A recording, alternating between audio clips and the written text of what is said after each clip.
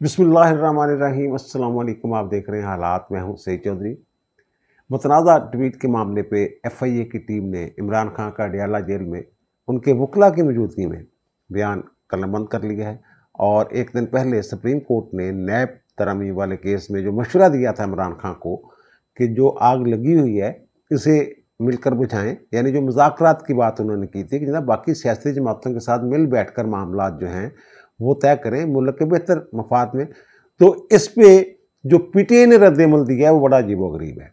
रऊफ हसन साहब जो उनके सेक्रेटरी हैं, सेक्रेटरी इत्तलात हैं पीटीआई के, वो ये फरमा रहे हैं कि जब जजों को कानून के मुताबिक फैसले करने चाहिए। जो जजों ने ये बात की है ना, ये सियासी बयान है। वो पंजाबी का एक मुहावरा है कि खोते नूं लूण दईए ना, वो कहंदा मेरे कन्न पाड़ देने। इस मौजू पर बात करेंगे। और फिर जो ट्वीट वाला मामला है उस हवाले से भी जो ये कहते हैं कि जनाब माजी से सबक सीखने की हम बात कर रहे हैं, माजी से क्या सबक सीखा जाना चाहिए। लेकिन इससे पहले हम बात करेंगे कि सुप्रीम कोर्ट में जजों की खाली 3 असामियों पर तकर्रुर के लिए जुडिशल कमीशन ने 3 नामजदगियाँ कर दी हैं और मामला जो है वो तस्दीक के लिए पार्लिमानी कमेटी को भेज दी है, जिसके बाद सदर की मंजूरी से इस हवाले से नोटिफिकेशन जारी होगा। जुडिशल कमीशन के इजलास के दौरान जो कमीशन के मेंबरान हैं उनके दरमियान इख्तलाफ राय हुआ है। इख्तलाफ राय भी काफ़ी शदीद इख्तलाफ राय हुआ है। अंदर क्या हुआ है जो पूरी कहानी जो है हम आपके सामने रखते हैं। माजी में तो ये होता रहा है साकम निसार साहब के और बंदयाल साहब के और गुलजार साहब के दौर में कि वो सुप्रीम कोर्ट में जितनी असामियाँ होती हैं, एक असामी पे तकर्रर होना हो, 2 पे होना हो, 3 पे होना हो, तो फिर वो एक असामी के अगेंस्ट एक ही नाम जो है वो चीफ जस्टिस जो थे वो सजेस्ट करते थे और उस पर या इख्तलाफ हो जाता था, मंजूर हो जाता था, या फिर वो मुस्तरद हो जाता था। लेकिन इस मरतबा एक नई जो रवायत है वो सामने आई है, बल्कि जो रूल्स बनाए जा रहे हैं उनके मुताबिक उन्होंने ये किया है कि एक असामी के अगेंस्ट 3-3 नाम जो है वो उन्होंने कमीशन में भेजे चीफ जस्टिस ने, और यानी कि 3 असामियों पे 9 नाम जो हैं वो भेजे गए थे। और जो शहजाद मलिक साहब हैं लाहौर हाई कोर्ट के चीफ जस्टिस, इसमें तो काफ़ी इख्तलाफ पाया गया। तो जो सिंध से एक साहब लेने थे, एक जज, एक असामी सिंध हाई कोर्ट से फिल करनी थी और 2 असामियाँ जो हैं वो लाहौर हाई कोर्ट से फिल करनी थी। और सिंध हाई कोर्ट के चीफ जस्टिस अकील अब्बासी साहब का नाम था और सीनियर मोस्ट जज मोहम्मद शफी सिद्दीकी साहब थे और नईमुल्ला फलपोटो साहब। इन 3 नामों पे वहाँ गौर किया गया और अकील अब्बासी साहब पे सबका इत्तेफाक हो गया। जनाब ठीक है, सीनियर मोस्ट हैं तो ठीक है, ले अल्लाह ला खैर सल्ला। और उसके बाद मोहम्मद शफी सिद्दीकी साहब ज़ाहिर है उनको कंसिडर किया जाएगा वहाँ चीफ जस्टिस के लिए। और लाहौर हाई कोर्ट में जो था, लाहौर हाई कोर्ट में जो 6 नाम थे वो थे chief justice Lahore high court Malik Shahzad Ahmad Khan sahab. वकला के साथ इनका पड्डा चढ़ रहा है, पिछले दिनों हड़तालें हो रही हैं, अब भी हड़तालें हो रही हैं और ये अपनी जो बात पे हैं ये डटे हुए दिलेर जज हैं। मलिक शहजाद अहमद खान के हवाले से मैं हमेशा ये कहता हूँ ये दिलेर जज हैं। और दूसरा यहाँ से शुजात अली खान साहब का नाम है जो उनके बाद जिनका नंबर आता है, फिर अली बाकर नजवी साहब का नाम था और फिर शाहद बिलाल हसन साहब का नाम था और फिर आलिया नीलम साहबा और आबज़ शेख साहब। ये 6 नाम थे जिनमें से 2 नाम जो हैं वो रिकमेंड करने थे इन्होंने या नामजद करने थे। अब इसमें एक चाहिए था जो सिविल के मामलात का माहिर जज हो, तो उस पर फौरी तौर पे जो इत्तेफाक हो गया है। अच्छा, पहली बात तो यह है ना कि जो चीफ जस्टिस हैं मलिक शहजाद अहमद खान साहब, वो अगर ऊपर जाते हैं तो फिर उनके बाद जो चीफ जस्टिस के लिए बंदा कंसिडर होगा वो होंगे। वैसे तो ये अब उसमें भी तरमीम कर रहे हैं क्योंकि जो आइन है उसमें ये नहीं लिखा हुआ कि हाई कोर्ट का जो जज चीफ जस्टिस है वो लाजमी तौर पर सीनियर मोस्ट होगा, ये कोई ज़रूरी नहीं है। उसके लिए भी ये गौर किया जा रहा है कि ना 2-3 बंदों का नाम जो है वो कंसिडर किया जाया करेगा आइंदा। लेकिन सरदस्त जो मेरी इतला है, जो मुझे पता चला है कि ये वहाँ एक तरह से आप कह लें कि गैर रस्मी तौर पे एक इत्तेफाक पाया गया कि मलिक शहजाद साहब अगर ऊपर जाएंगे तो शुजात अली खान साहब जो हैं वो चीफ जस्टिस होंगे लाहौर हाई कोर्ट पे। तो फिर इसलिए जो शुजात अली खान साहब हैं उनको कंसिडर ही नहीं किया गया सुप्रीम कोर्ट के लिए कि मलिक शहजाद साहब अगर आएंगे तो उसके बाद चीफ जस्टिस की ज़ाहिर है एक एक्सपेक्टेशन का जो कानून है कि जनाब एक बंदा तवक्को लगा के बैठा हुआ है कि मैं सीनियर मोस्ट हूँ, वो एक तरह से उसका कानूनी हक बन जाता है। तो शुजात अली खान साहब तो निकल गए इस दौर से, और शाहद बिलाल हसन साहब जो एक जो ज़ाहिर है उनके सिविल का माहिर बंदा चाहिए था, जो सिविल के मुकदमात को महारत के साथ सुन सके और फैसला कर सके, तो शाहद बिलाल हसन साहब पे सबका इत्फाक हो गया, क्योंकि वो सिविल के मामलात के बड़े माहिर हैं और बड़े नेक नाम जज हैं लाहौर हाई कोर्ट के। तो शाहद बिलाल हसन साहब का हो गया। अब रह गई जब फौजदारी, फौजदारी के लिए जो नाम थे उन पे जो गौर किया गया, ये आलिया नीलम साहबा जो हैं ये भी फौजदारी के मामलात को बड़ा समझती हैं, और फिर आबद शेख साहब जो हैं, ये मामलात जो है दोनों का, ये क्योंकि 5वें और 6ठे नंबर में थे, इसलिए जो ऊपर वाले नाम थे उन्हीं पे अभी गौर हो रहा है। तो यूँ मैंने अर्ज़ किया ना, शुजात अली खान साहब तो निकल गए। अब फौजदारी के मुकदमात में महारत के हवाले से मलिक शहजाद अहमद खान और अली बाकर नजफी साहब, इनके नामों पे गौर किया गया। अब मलिक शहजाद अहमद खान के हवाले से जब उनका नाम ज़ेरे गौर आया सुप्रीम कोर्ट ले जाने के लिए, तो 4 अरकान जो हैं कमीशन के, उन्होंने भरपूर मुखालफत की। और वो नाम कौन से हैं? Mister justice Syed Mansoor Ali Shah sahab, mister justice Munib Akhtar, justice Yahya Afridi sahab, और जो रिटायर्ड जज एक कमीशन का मेंबर होता है जस्टिस मंजूर मलक, जो सुप्रीम कोर्ट के भी जज रहे हुए हैं और लाहौर हाई कोर्ट के भी जज रहे हुए हैं। तो उन्होंने मलिक शहजाद अहमद खान के हवाले से, उनकी अहलियत की शराइत के हवाले से नहीं मैं ये बात कर रहा, उनकी बतौर जज सलाहियतों के हवाले से मुख्तलिफ़ किस्म के तहफ़्फ़ुज़ात का इजहार किया गया। उसकी तफसीलात में हम नहीं जा सकते, बहरहाल वो अब रिकमेंड हो गए हैं सुप्रीम कोर्ट के जज के तौर पे। ज़ाहिर है फिर जज का दौरान समाअत रवैया और फिर कुछ फ़ैसले, कुछ इस तरह की चीज़ें, मुख्तलिफ़ चीज़ें जो कंसिडर की जाती हैं, उनकी बुनियाद पे ये मुखालफत की गई भरपूर इनकी। और इनकी हमायत में जो वोट आए हैं वो 5 लोगों ने वोट दिए हैं। चीफ जस्टिस काजी फ़ाइज़ ईसा साहब, उन्होंने कहा नहीं जनाब बंदा ठीक है, इसको ले आए। ऊपर अमीनुद्दीन खान साहब ने कहा नहीं ठीक है जनाब। और पाकिस्तान बार कौंसिल के जो रुकन हैं अख्तर हुसैन साहब जो मेंबर हैं कमीशन के, उन्होंने भी कहा ठीक है। अटार्नी जनरल ने भी कहा, मंसूर अवान साहब ने, और जो वज़ीर कानून है आज़मगीर तारड़ साहब, उन्होंने भी कहा जनाब ओके है, ठीक है। अब जो मैं कहूँ अली बाकर नजफी और मलिक शहजाद अहमद खान के दरमियान जो सोचो विचार हो रहा था, दोनों में से कौन अहम है, किसको ऊपर ले जाया जाए। अब मैं अंदर की बात बताऊं, बहुत सारे लोगों के ये तहफ़्फ़ुज़ात हैं कि जनाब अगर ऊपर वाले, जैसे उन्होंने खैबर पख्तूनख्वा की बार कौंसिल ने ये एतराज़ किया है कि जनाब सीनियरिटी के असूल को तोड़ा गया, ये सीनियरिटी के असूल को नहीं तोड़ा गया, ये कंसीडर हुए हैं ऊपर वाले लोग जो हैं वो कंसीडर हुए हैं, और रीजनिंग है, वजह मौजूद है। अब ये कब ऊपर वाले दोनों बंदे चले जाते तो मलिक शहजाद अहमद खान साहब या फिर उनके साथ शुजात अली खान साहब, मैंने कहा शुजात अली खान साहब को तो कंसीडर किया जा रहा है चीफ जस्टिस के लिए, अगर दोनों को ले जाते हैं सीनियरिटी का असूल बरकरार रखते हुए, तो फिर चीफ जस्टिस के लिए जो बंदा कंसीडर किया जाता है उसका नाम है अली बाकर नजफी साहब। और अली बाकर नजफी साहब, जब और मलिक शहजाद साहब के हवाले से मैं बात कर रहा हूँ, तो अली बाकर नजफी साहब के हवाले से भी कुछ तहफ़्फ़ुज़ात हैं। एक तो आपको याद होगा इनके साहबजादे अमेरिका जा रहे थे, तो इन्होंने वजारत ख़ारजा को एक ख़त लिख दिया था, लिखवाया था, इनके सेक्रेटरी की तरफ से लिखा गया था। ज़ाहिर है वो जस्टिस अली बाकर नजफी ही की ख्वाहिश पे या डिज़ायर पे वो ख़त लिखा गया था, लेकिन वजारत ख़ारजा ने कह दिया जनाब ये हमारा काम नहीं है, जनाब हम इस तरह प्रोटोकॉल दें, जनाब वहाँ भी रिसीव करें और अमेरिका में भी प्रोटोकॉल करें, जनाब यहाँ से भी प्रोटोकॉल के साथ जहाज़ पे चढ़ाएँ, ये सारी चीज़ें जो हैं ये जज को ज़ेबा नहीं देती हैं। और फिर ज़ाहिर है इस पर जज साहब के ख़िलाफ़ कोई तादीबी कार्रवाई भी हो सकती थी। इन्होंने वापस ले लिया था खत, ठीक है। और चीफ जस्टिस पाकिस्तान में ये रिकॉर्ड भी मंगवाया था इस मामले का, जस्टिस काजी फ़ाइज़ ईसा साहब ने, कि जनाब भाई साहब मुझे पता करें कि खत इन्होंने पहले वापस लिया है या जवाब उन्होंने पहले दिया है कि जनाब हम कोई प्रोटोकॉल नहीं दे सकते वजारत ख़ारजा ने। तो दूसरा मसला ये था इनका, एक जजमेंट जो है उसके ऊपर सुप्रीम कोर्ट के चीफ जस्टिस की सरबराही में 3 रुकनी बेंच था, उस बेंच ने भी जस्टिस अली बाकर नजफी साहब के हवाले से कुछ तहफ़्फ़ुज़ात का इजहार किया था, ओपन कोर्ट में इजहार किया था। और वो बेंच था चीफ जस्टिस काजी फ़ाइज़ ईसा साहब, जस्टिस सरदार तारक मसूद साहब और जस्टिस सैयद मंसूर अली शाह साहब का, इन पर मुश्तमिल जो है वो बेंच था। और उसमें मसला क्या था? मसला ये था कि जब ये पीटीआई वाले गए थे सुप्रीम कोर्ट, पहले तो जनाब जो इलेक्शन की है जो तारीख नहीं दी जाए, इलेक्शन की तारीख दी जाए वगैरह वगैरह। तो फिर जो बेंच था चीफ जस्टिस की सरबराही में, उसने ये हदायत की थी इलेक्शन कमीशन को कि जनाब सदर साहब के साथ मिल मिला के ना कोई डेट जो है उसका अनाउंस करें और फौरी करें। और फिर वो 8 फरवरी की तारीख का ऐलान कर दिया गया था कि जनरल इलेक्शन जो है 8 फरवरी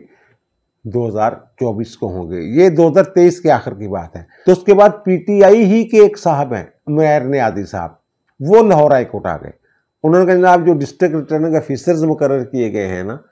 और असिस्टेंट रिटर्निंग ऑफिसर जो बनाए गए हैं, जो नोटिफिकेशन किया गया है पूरे पाकिस्तान में 1100 के करीब ये लोग थे इलेक्शन कमीशन ने, जनाब ये तो जनाब इंतजामिया से लिए गए लोग हैं जो करेंगे धांधली, तो जनाब अदलिया से जो बंदे हैं ये लिए जाएं। इस पर जस्टिस अली बाकर नकवी साहब ने दूसरे फरीक का मौक़िफ़ सुने बगैर पहली ही पेशी पर ये जो नोटिफिकेशन था ना डिस्ट्रिक्ट रिटर्निंग ऑफिसर्स का और असिस्टेंट रिटर्निंग ऑफिसर्स का, वो स्टे कर दिया था, मुअत्तल कर दिया था। और इससे खदशा पैदा हो गया था, ये 13 दिसंबर 2023 की बात है, इससे खदशा पैदा हो गया था कि जनाब कहीं ऐसा ना हो कि जो इलेक्शन है वो डिले हो जाए। तो फौरी तौर पे जो इलेक्शन कमीशन है उसने इस फैसले को सुप्रीम कोर्ट में चैलेंज किया। उस दिन चीफ जस्टिस पाकिस्तान जो है वो बैरून मुल्क जाने वाले थे, तो वो बहरहाल उनकी फ़्लाइट जो रह गई, बल्कि उन्होंने दौरान समात कहा भी कि अगर मैं निकल जाता तो फिर बहरहाल उन्होंने फिर जो है इनका जो फैसला था वो मुअत्तल कर दिया था और रिकॉर्ड वगैरह सारा अपने पास मंगवा लिया था और वो बहाल कर दिए थे। सुप्रीम कोर्ट ने इस केस की समाअत के दौरान ऑब्जर्वेशन दी कि उमैर नियाज़ी जो दरख्वास्तदार हैं उन्होंने, और जो जज साहब हैं लाहौर हाई कोर्ट के जिन्होंने हुक्म इम्तनाई जारी किया है अली बाकर नकवी साहब, दोनों ने सुप्रीम कोर्ट के फैसले को नज़रअंदाज किया। यानी सुप्रीम कोर्ट ने तो फैसला कर दिया कि 8 फरवरी को इलेक्शन होंगे, तो ये जो फैसला आया था लाहौर हाई कोर्ट का कि जनाब जो आरओज़ और डीआरओज़ जो हैं उनकी जो तकर्री थी वो नोटिफिकेशन जो था वो मुअत्तल कर दिया था। और फिर ये भी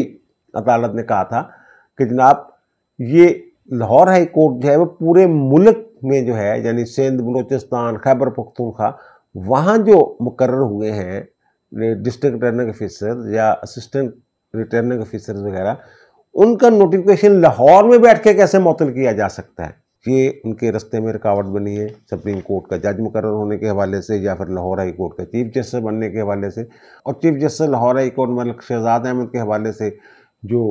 4 अरकान हैं उन्होंने जो कहा जनाब इनको ना ले जाए, 10 मार्च रह गए इनके रिटायरमेंट को, तो यहीं रिटायर कर दें इनको, यहीं रिटायर हो जाएं तो ना ले जाया जाए। लेकिन बहरहाल अक्सरियत ने जो है वो उनके हक़ में राय दी और फिर उनकी जो नामजदगी है वो हो गई। और दूसरा ये कि नैब आर्डिनेंस में तरमीम वाला जो केस है उसमें सुप्रीम कोर्ट ने इमरान खान वीडियो लिंक के जरिए मौजूद थे, तो जमाल खान मुंतखिल साहब ने उन्हें कह दिया कि जनाब आप जो बातें कर रहे हैं ये तो मुझे खौफजदा कर रही हैं, ये तो बड़ी ख़तरनाक बातें हैं और आग लगी हुई है, फिर आग बुझाने के लिए आप तमाम सियासतदान मिलकर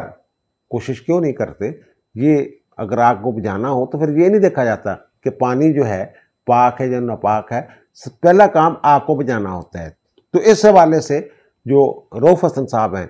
पीटीआई के तर्जमान भी हैं और पीटीआई के सेक्रेटरी इत्तलात भी हैं, वो ये फरमा रहे हैं कि जनाब ये तो जनाब जजेस जो हैं जो सियासी बयान दे रहे हैं। वो मैंने कहा ना,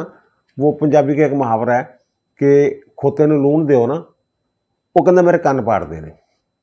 वो आम जानवरों को ना मुख्तलिफ बीमारियों से बचाने के लिए तो बादी शादी तो उनको जो नमक दिया जाता है, उसमें अजवाइन वगैरह कुछ और चीज़ें भी शामिल कर ली जाती हैं। फिर इसे पंजाबी जो नाल यानी वो खोखला बांस होता है, उसमें उसको डाल के ना नमक को, तो उसका मुंह खोल के वो उसके मुंह में डाल दिया जाता है और फिर उसको खा जाता है, निकल जाता है। तो ये गधे को अगर ये नमक दिया जाए, लूण देते जाए, तो वो फिर माइंड कर जाता है कि ना मेरे कान फाड़ दे। यानी इसका मतलब ये है कि जब किसी के फ़ायदे के लिए बात की जाए और फिर वो कहे कि जनाब ये तो मेरा नुकसान कर रहे हैं, फ़ायदा नहीं कर रहे, मेरा नुकसान कर रहे हैं, तो उस मिसाल को गधे के साथ जोड़ा गया है कि गधे का फ़ायदा किया जा रहा हो तो गधा कह रहा है जनाब मेरे कान पाड़न लगे नहीं। ये एक मुहावरा है पंजाबी का। तो इसी तरह की बात जो है ये कर रहे हैं। और दूसरा ये कि मुतनाज़ा ट्वीट जिसकी इंक्वायरी FIA कर रही है, वो इमरान खान साहब ने भी किया हुआ है, PTI के जो ऑफिशियल अकाउंट है वहाँ से भी वो अपलोड हुई हुई है, वो कि जनाब गद्दार कौन, जहिया खान और शेख मुजीब की तस्वीर लगा के, और आखिर पे उसमें ये कहा जाता है कि जनाब जो मौजूदा आर्मी चीफ है इनकी तस्वीर लगा के कि जनाब अब भी वही सोच है जो 1971 में पाकिस्तान तोड़ने का सबब बनी थी, अब भी इसके पीछे वही सोच चल रही है। तो खान साहब से जेल में जो FIA की टीम है उसने इंक्वायरी की है, बयान कलमबंद की है, उनके वकला भी मौजूद थे। तो अब मेरी इतला के मुताबिक खान साहब ने कहा जनाब बिल्कुल जनाब मैंने इसकी इजाज़त तो दी थी, लेकिन मुझे नहीं पता था कि ये जनाब आखिर में ये चीज़ें भी हैं, मुझे पूरी तफसीलात का नहीं पता था, मैं तो जेल में बंद हूँ, मैं कहाँ देख सकता हूँ, मैं देख तो नहीं सकता, मुझे तो जो खुलासा बयान किया गया उसके मुताबिक मैंने कह दिया कि जनाब ठीक है लगा दें। और दूसरी बात ये उन्होंने की कि जनाब हमारा मकसद जो है ना ये कोई इंतशार फैलाना नहीं है, हमारा मकसद तो सिर्फ ये है कि कौम को आगाही हो, सबक सीखे माजी से, माजी की तारीख से। अगर अक्सरियती पार्टी को जो हुकूमत ना दी जाए तो फिर उसका नतीजा क्या निकल सकता है। हम तो ये कहते हैं कि ये माजी से सबक सीखा जाए, बिल्कुल माजी से सबक सीखा जाना चाहिए। इसका एक सबक तो ये है जो ये बयान कर रहे हैं, एक और सबक भी है, और दूसरा सबक ये है कि रियासत को, हुकूमत को, मुख्तदरा को, इस्टेब्लिशमेंट को चौकस रहना चाहिए ऐसे लीडरों से जो पॉपुलैरिटी की आड़ में, वो जाली है, ताकत के जरिए हासिल की गई है, कोई जहन साजी करके, प्रोपेगेंडा करके, झूठ की बुनियाद पे, ताकत से किसी भी तरह, जैसे मशरकी पाकिस्तान में शेख मुजीब ने मुक्ति बहानी वगैरह बना के जैसे ताकत उन्होंने हासिल की हुई थी और मगरबी पाकिस्तान के खिलाफ उन्होंने नफरत पैदा की हुई थी, इस तरह की अगर पॉपुलैरिटी की बुनियाद पे कोई लीडर जो है उसकी आड़ में किसी गैर मुल्की ताकत का आलाकार बन जाए, जैसा कि शेख मुजीब बने भारत के। और मैंने इस पर पूरा भी इलाक किया था, मैंने कहा यह तो जनाब 1947 में कह दिया था उन्होंने, कांग्रेस कमेटी ने, कि जनाब नहीं जो है ना ये पाकिस्तान की तकसीम वगैरह जो हम कभी भी खुश दिली के साथ कबूल नहीं करेंगे, और जो मुतहदा हिंदुस्तान है हमारी ख्वाहिश में हमेशा मौजूद रहेगा। और इंदिरा गांधी ने यह कह दिया था जब सकूत ढाका के बाद, आज मैंने नज़रिया पाकिस्तान जो है, जो 2 कौमी नज़रिया जो है वो खलीज बंगाल में डुबो दिया है। रियासत को इस पर भी गौर करना चाहिए कि जनाब ये जो पॉपुलैरिटी की बुनियाद पे पाकिस्तान तोड़ने की बातें की जा रही हैं और बिल्कुल मुमासलत है इनमें और मुजीबर रहमान साहब का, जो मैंने कहा था ना कि मुजीबर रहमान भी ऐसी बातें करता था कि जनाब नूरुल अमीन की खाल से मैं जूता बनवाऊंगा, ये भी उसी तरह की बातें करते हैं खान साहब भी। और पाकिस्तान तोड़ने की बातें, पाकिस्तान तोड़ने की बात करते वक्त मैंने पहले भी अर्ज किया है एक विलाग में कि दिल को हाथ पड़ता है, हॉल दिन कहते हॉल पैंदा बंदे नूं, गल नहीं कर होंगी बंदे को, और ये मुंह भर के गल कर देंगे ने। और अब ये कह रहे हैं इनके जो उमर अयूब साहब हैं कि FIA कौन होती है, DGFE सियासत का मुलाजम है, आप कौन है, वो उसकी जरूरत कैसे हुई नोटिस जारी करने की, तो उसको यहाँ बुलाया जाए।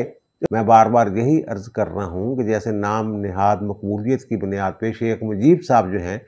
वो आलाकार बन गए थे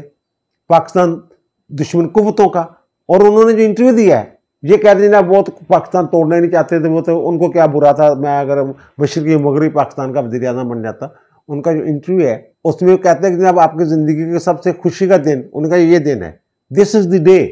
ये दिन है 1952 से मैं लगा हुआ हूँ अपनी कौम की आज़ादी के लिए,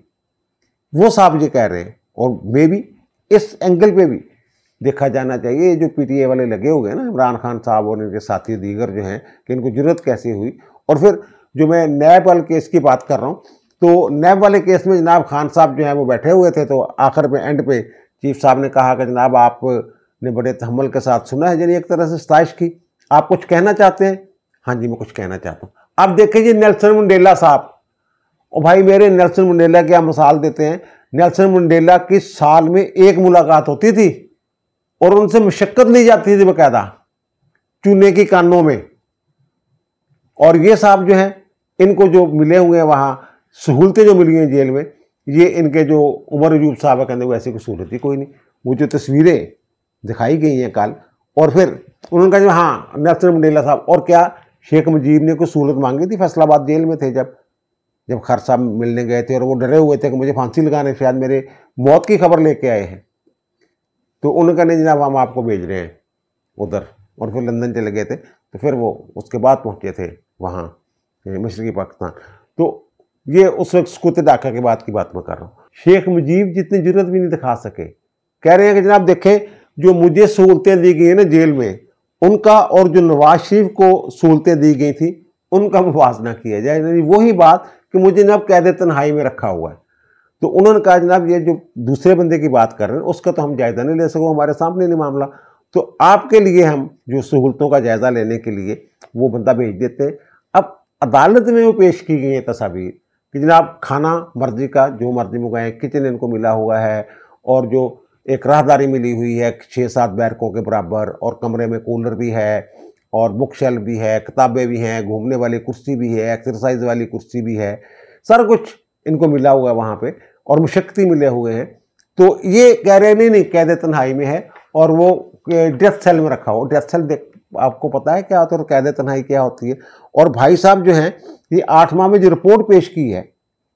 लिखी बड़ी रिपोर्ट है, 105 मुलाकातें हुई हैं, अब तो मेरे ख्याल 107-8 मुलाकातें हो गई हैं, और फिर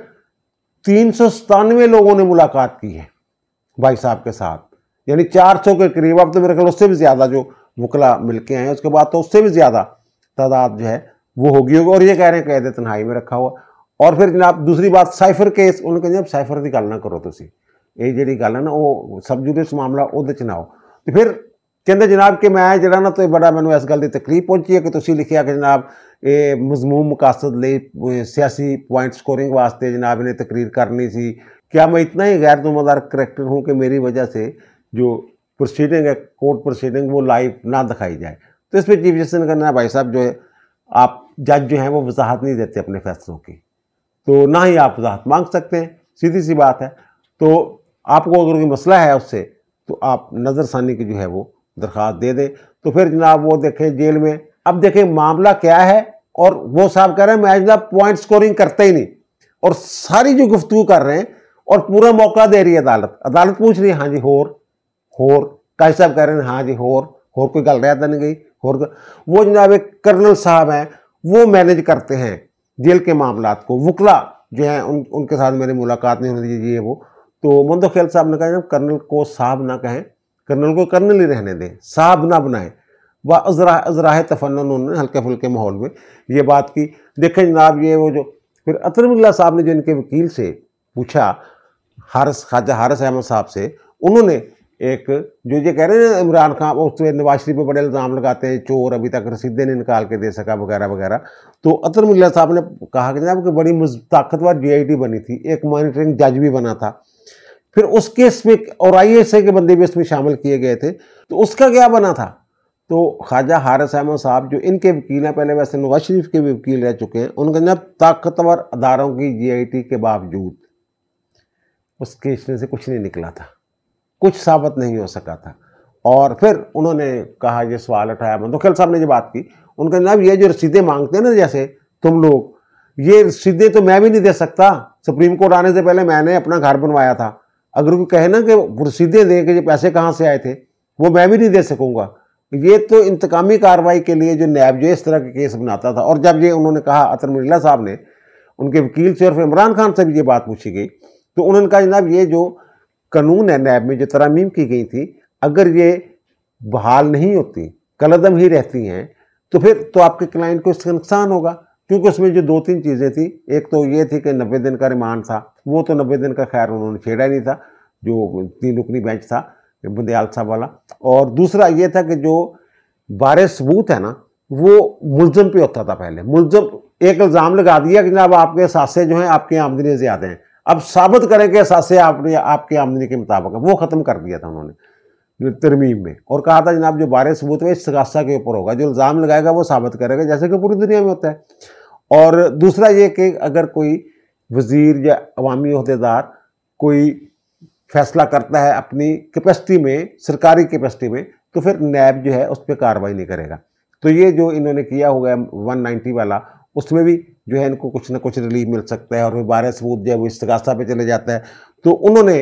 ये कहा वकील साहब ने, और इमरान ने भी ये कहा कि ना मैं तो भुगत ही रहा हूँ, अगर ये मैं तो चलो साहब भुगत लूँगा, लेकिन अगर ये कलदम कर दी तो बाकी दिवालिया हो जाएंगे, ये हो जाएंगे, वो हो जाएंगे, मुल्क दिवालिया हो जाएगा, बाकी सियासतदान यानी बाकी तुम फड़ो, ये कहना चाह रहे थे वो। तो उस पर जो वकील साहब के साथ मुकालमा होता है अतर मुल्ला साहब का, तो उनका जनाब फिर ठीक है एक कर दें कि कहने हैं हम ये कह देते हैं कि पुराने कानून के मुताबिक जो इमरान खान के असासों का हिसाब लिया जाए, मिल जाएगा। बनी गल तो देता सी इन्हें, वो तो साकब अनुसार ने पता नहीं किदा कर करा के इधरों उधरों करके इन्हों उस मामले तो जान छड़ाई सी। फिर इमरान खान साहब ने कहा कि जनाब हालात बड़े ख़राब हो गए हैं मुल्क में, जो है ना गैर एलानिया